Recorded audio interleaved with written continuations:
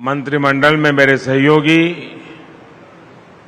श्री ज्योतिरादित्य सिंधिया जी, पूर्व मुख्यमंत्री भाई विजय रूपाणी जी, सीआर पाटिल जी,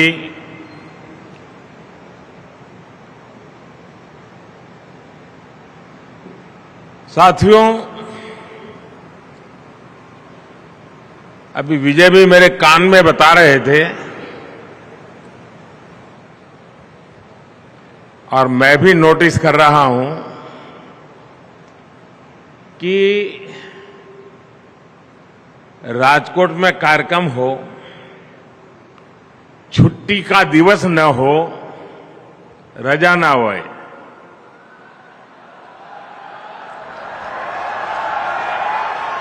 अन्य बपोरनो समय होए, રાજકોટમાં કોઈ આ સમયે સભા કરવાનું ન વિચારે, ત્યાં આટલી વિશાળ જનમેદની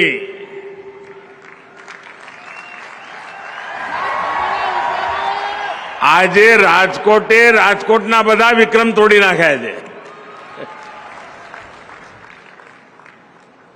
નહીં તો વર્ષોથી અમે જોઈએ કે સાંજે 8 વાગ્યા પછી ઠીક રહેશે ભાઈ, અને રાજકોટને તો બપોરે સુવા ટાઈમ જોઈએ પાછો. आज राजकोट के साथ साथ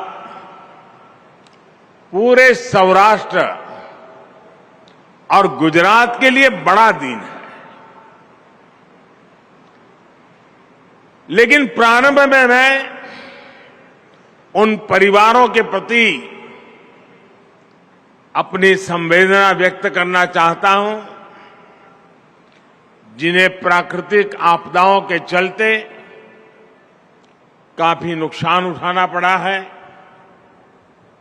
कुछ दिन पहले ही साइक्लोन आया था और फिर बाढ़ ने भी बहुत तबाही मचाई. संकट के इस समय में एक बार फिर जनता और सरकार ने साथ मिलकर इसका मुकाबला किया है. मैं सभी प्रभावित परिवारों का जीवन जल्द से जल्द सामान्य हो, इसके लिए भूपेंद्र भाई की सरकार हर संभव प्रयास कर ही रही है.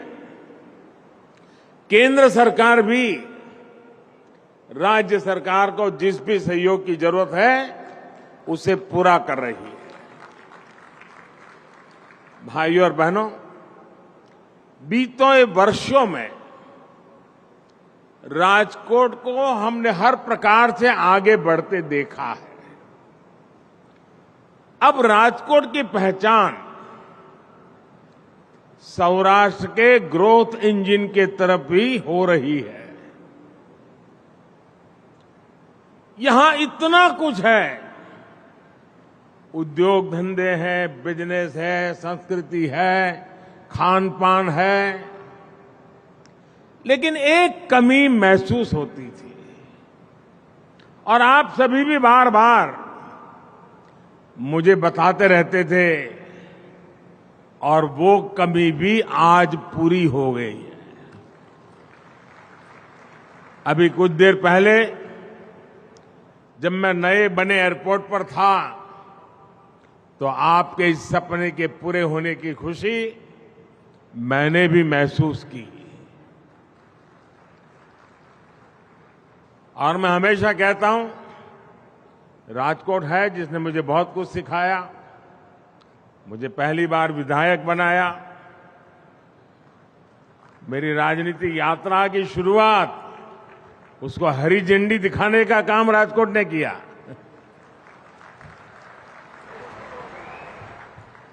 और इसलिए राजकोट का मुझ पर कर्ज हमेशा बना रहता है और मेरी भी कोशिश है कि उस कर्ज को कम करता चलूं. आज राजकोट को नया और बड़ा इंटरनेशनल एयरपोर्ट मिल चुका है. अब राजकोट से देश के साथ साथ दुनिया के अनेक शहरों के लिए भी सीधी फ्लाइट संभव हो पाएगी। इस एयरपोर्ट से यात्रा में तो आसानी होगी ही, इस पूरे क्षेत्र के उद्योगों को भी बहुत लाभ होगा। और जब मैं मुख्यमंत्री था, शुरुआती दिन थे, ज्यादा अनुभव तो नहीं था, और एक बार मैंने कहा था ये तो मेरा मिनी जापान बन रहा है।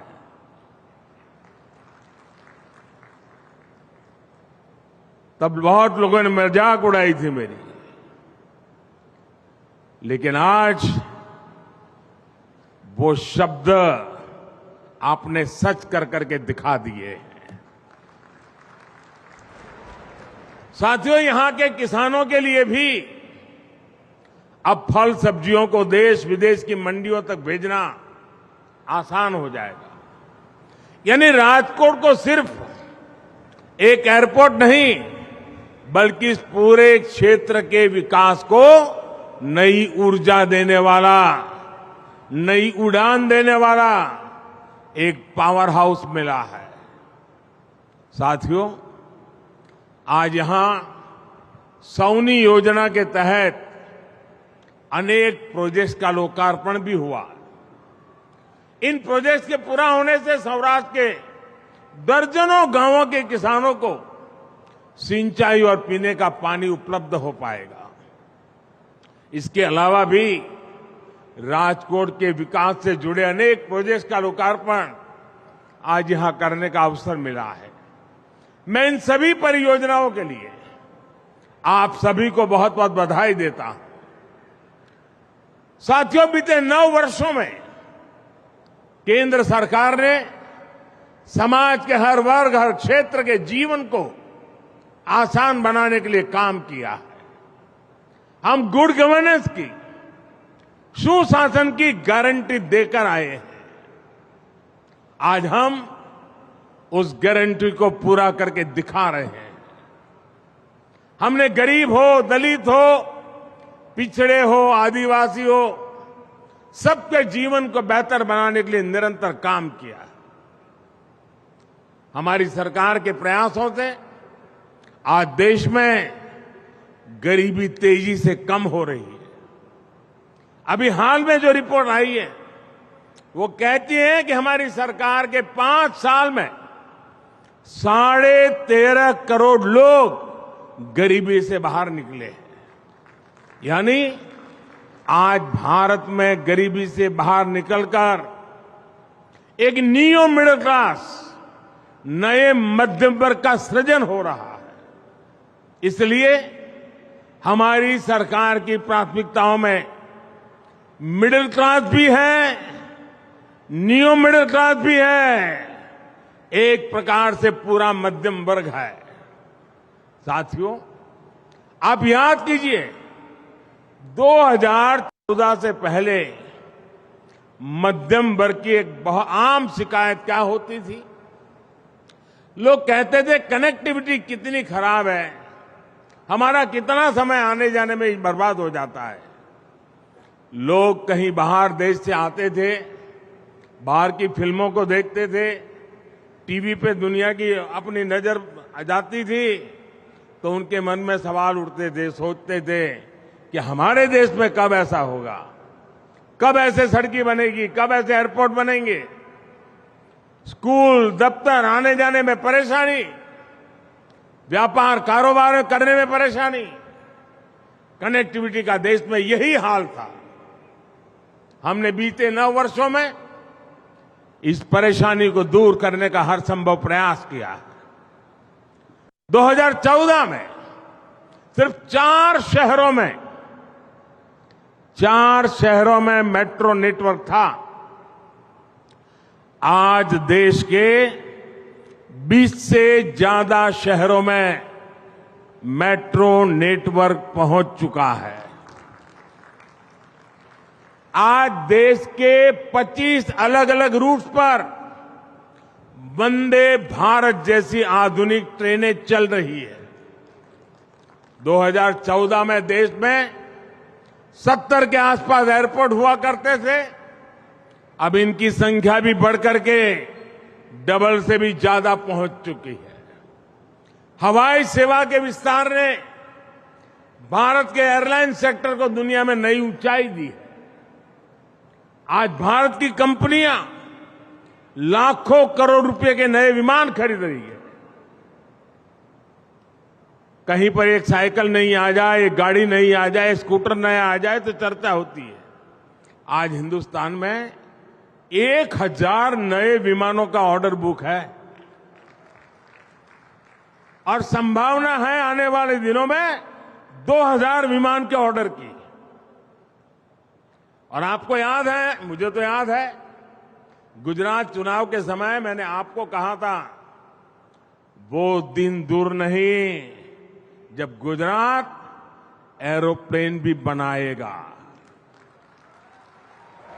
आज गुजरात इस दिशा में तेजी से आगे बढ़ रहा है।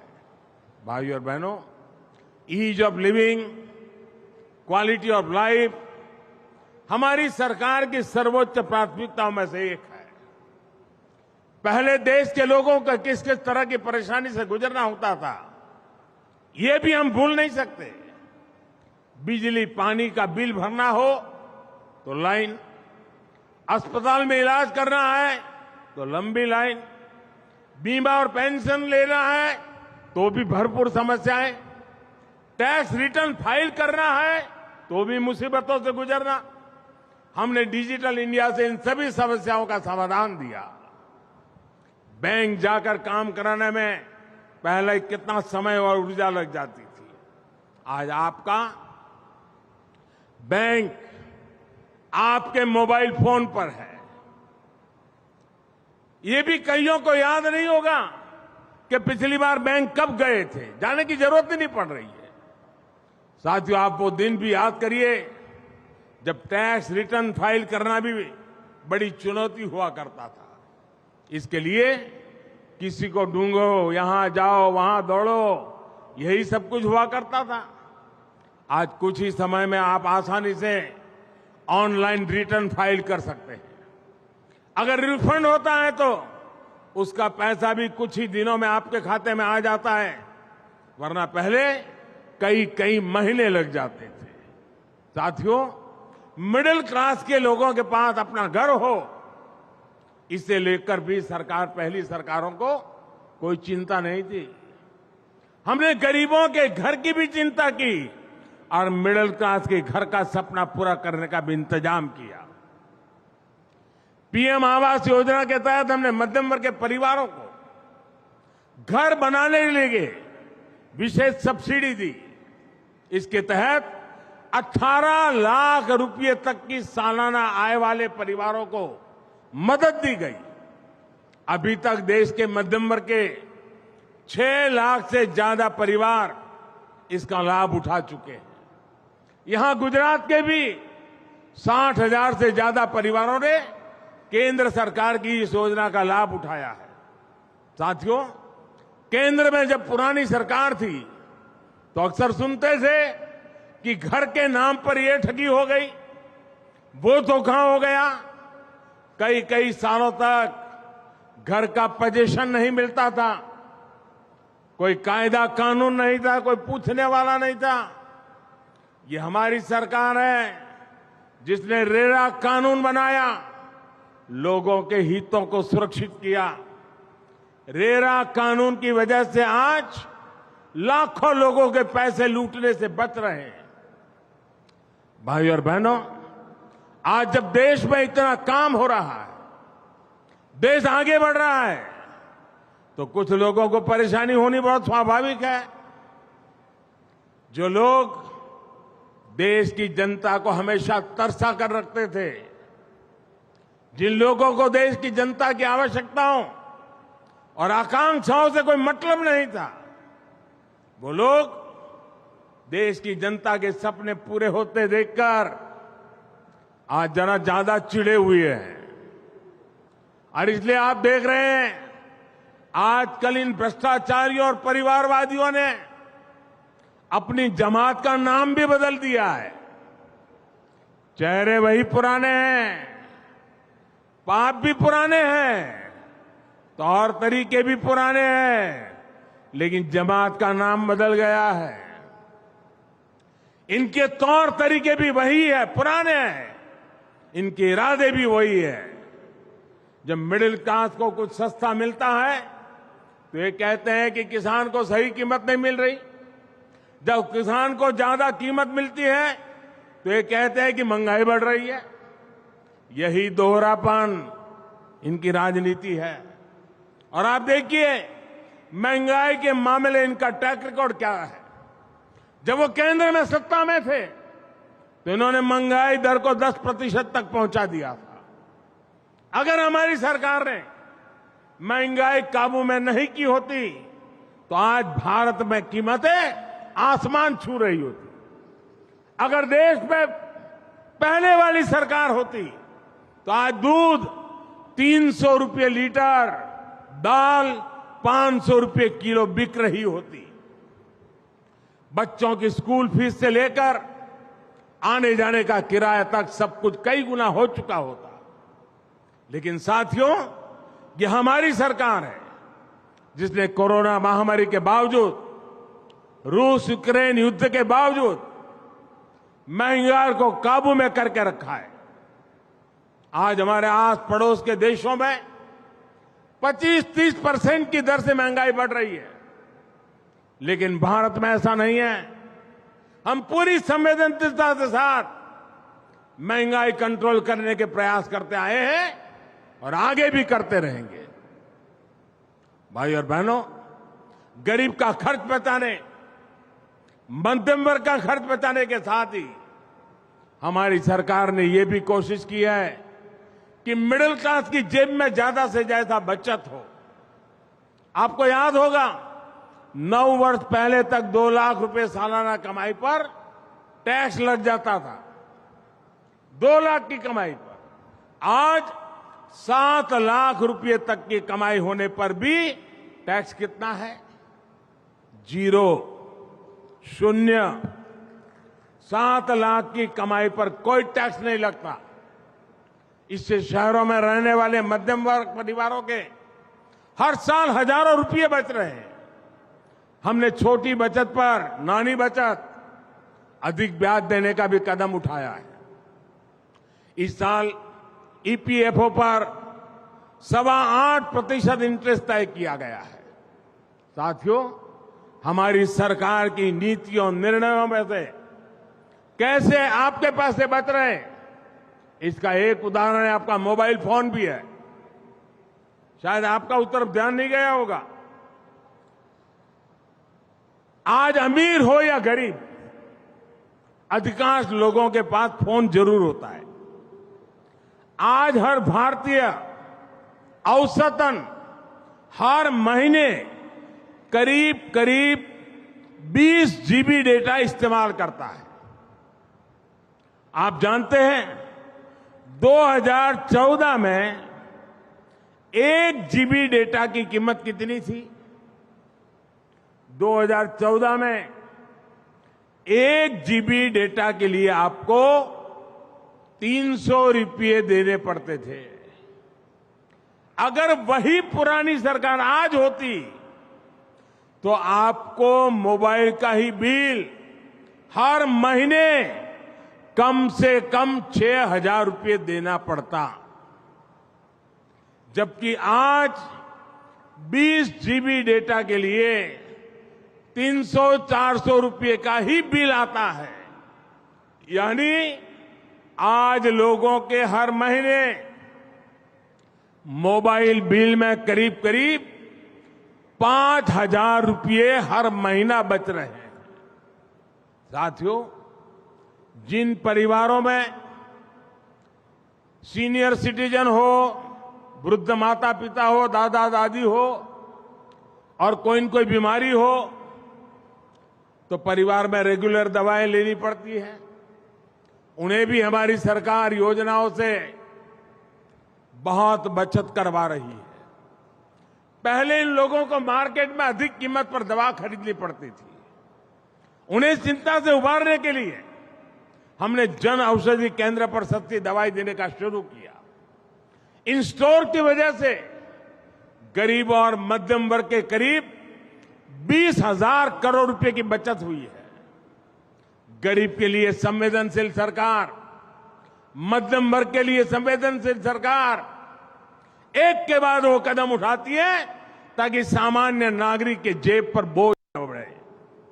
भाई और बहनों, यहां गुजरात के विकास के लिए, सौराष्ट्र के विकास के लिए भी हमारी सरकार पूरी संवेदनशीलता से काम कर रही है। गुजरात से बेहतर, सौराष्ट्र से बेहतर ये कौन जानता है कि पानी की कमी का मतलब क्या होता है। सौनी योजना से पहले क्या स्थिति थी और सौनी योजना के बाद क्या बदलाव आया है, यह हमें सौराष्ट्र में दिखता है। सौराष्ट्र में दर्जनों बांध, हजारों चेक डैम्स आज पानी के स्रोत बन चुके हैं। हर घर जल योजना के तहत गुजरात के करोड़ों परिवारों, उनको आज नल से जल मिलने लगा है। साथियों, यही सुशासन का मॉडल है जो देश में बीते 9 वर्षों में एक के बाद एक कदम उठा करके, जन सामान्य की सेवा करके, उसकी आवश्यकताओं को पूरी करके हमने इस मॉडल को सिद्ध किया है। ऐसा सुशासन जिसमें समाज के हर वर्ग, हर परिवार की जरूरतों, उसकी आकांक्षाओं को ध्यान में रखा जा रहा है। यही विकसित भारत के निर्माण का हमारा रास्ता है। इसी रास्ते पर चलते हुए हमें अमृत काल के संकल्पों को सिद्ध करना है। राजकोट से इतनी बड़ी संख्या में आपका आना, आप सभी को नया एयरपोर्ट मिलना, वो भी अंतर्राष्ट्रीय एयरपोर्ट मिलना, और दूसरे भी अनेक प्रोजेक्ट्स का नजराना मेरे सौराष्ट्र के लोगों को, मेरे गुजरात के राजकोट के लोगों को मिले।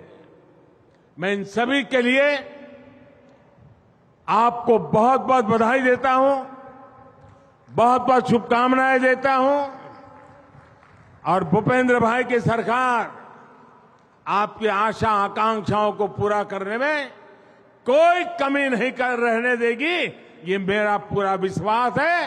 फिर एक बार ये स्वागत सम्मान के लिए, इस प्यार के लिए मैं आपका हृदय से आभार व्यक्त करता हूं। बहुत बहुत धन्यवाद। तो प्रधानमंत्री नरेंद्र मोदी को आप सुन रहे थे। देखिए, आज गुजरात को कई बड़ी सौगात देते हुए नजर आए और इसी बीच प्रधानमंत्री ने राजकोट में रैली की। हजारों की तादाद में फिलहाल वहां पर लोग पहुंचे हैं। कहा कि आपदाग्रस्त परिवारों के लिए मेरी संवेदना, और केंद्र सरकार गुजरात की लगातार मदद कर रही है, राज्य सरकार भी मदद कर रही है। यानी कि डबल इंजन की सरकार के कारण आज गुजरात में लगातार विकास हो रहा है। आप सुन रहे थे प्रधानमंत्री नरेंद्र मोदी को, और इसी कड़ी में फिलहाल आपने देखा कि किस तरह से प्रधानमंत्री नरेंद्र मोदी ने यहाँ पर कई बड़ी बातें कही और विपक्ष पर निशाना साधते हुए प्रधानमंत्री नरेंद्र मोदी नजर आए। बीते 9 सालों में केंद्र सरकार ने काम किया है, ये कहते हुए प्रधानमंत्री नजर आए। विकास को उड़ान देने वाला पावर हाउस गुजरात वासियों को मिला। राजकोट को इंटरनेशनल एयरपोर्ट की सौगात मिली है। हम सभी गारंटियों को लगातार पूरा कर रहे हैं। एयरपोर्ट से पूरे क्षेत्र को लाभ होगा। राजकोट को मिनी जापान अब बनाया जाएगा, यानी कि अब राजकोट मिनी जापान बनने जा रहा है, जिसमें हर सुविधाएं लोगों को मिलने वाली है। विकास को उड़ान यहां पर दी जाएगी। प्रधानमंत्री ने अपने संबोधन में केंद्र सरकार के 9 साल के कार्यकाल में क्या खास पूरे देश में किया गया वो तो बताया ही, लेकिन इसी के साथ साथ गुजरात को लेकर भी कई महत्वपूर्ण बातें कहते हुए नजर आए और कहा कि 13.5 करोड़ लोग गरीबी से फिलहाल बाहर निकले।